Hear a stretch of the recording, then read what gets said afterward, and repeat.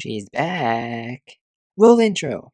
My little pony, what is friendship all about? My little pony, friendship is magic. Greetings, my brony and big sister friends. Welcome to Crimson Analysis. In this episode, I will be analyzing Season 8, Episode 13, The Mean Six. Now, when I first heard this title, I thought we would get something similar to Magical Mystery Cure. Some sort of spell goes wrong or something. And boy, was I wrong. Chrysalis is back. We didn't hear anything from her in Season 7, and now she's back. As soon as I saw Chrysalis, I thought, oh, this is going to be good. The setup was amazing. Unfortunately, there wasn't much of a payoff at the end. I'll expand on that a little bit later on. So Chrysalis decides to make copies of the main six, so that she can get the elements of harmony and use them. However, it seems like the main six that she created are opposite of what their elements resemble. Plus, the elements are tied to the main six themselves. I don't know if making a copy is going to work. One interesting thing I noticed is that Chrysalis does not have control over these copies. You need us way more than we need you, Your Majesty. The others are fools, but with me to lead them, there's no reason we can't find the elements and keep the power for ourselves. They seem to have the ability to think for themselves.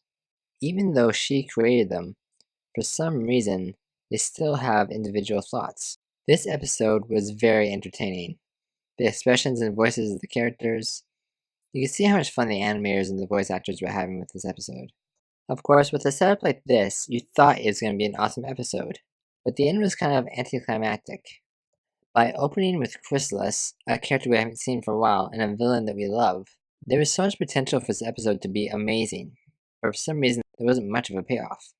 I feel like this episode was just created to remind us that Chrysalis is still around. She's still out there, and she's still working toward her goal of revenge on Starlight.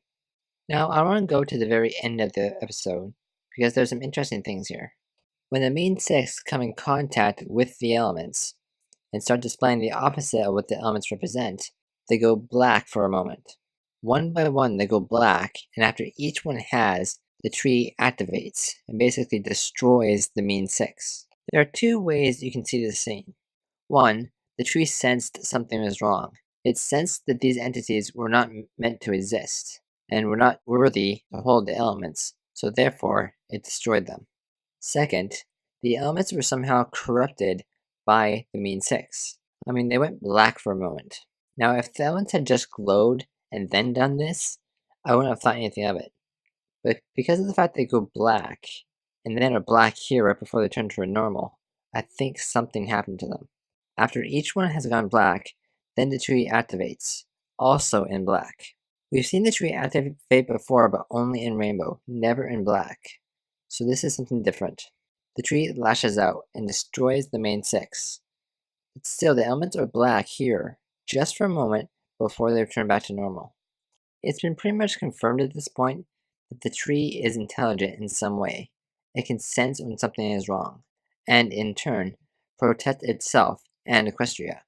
The tree is connected to the map, and the map can call ponies on map missions. We've seen this before.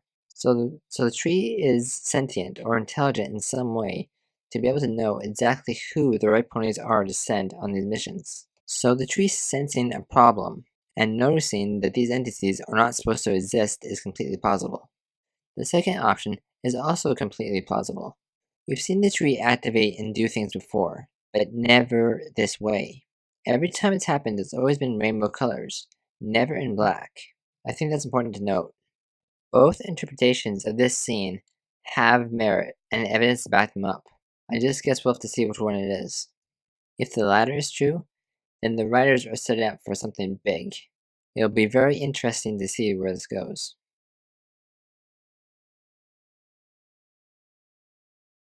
Which means you will be able to use them too.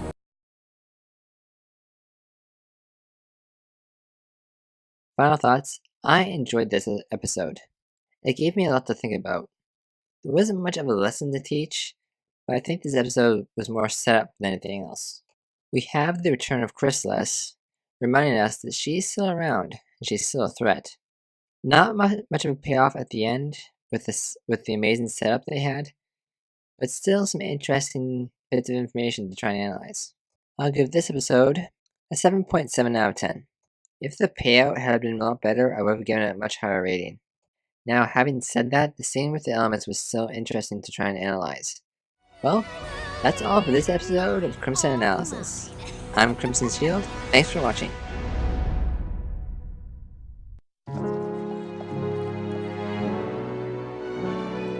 This day has been just perfect. The kind of day of which I've dreamed since I was small. Every pony I'll soon control. Every stallion mare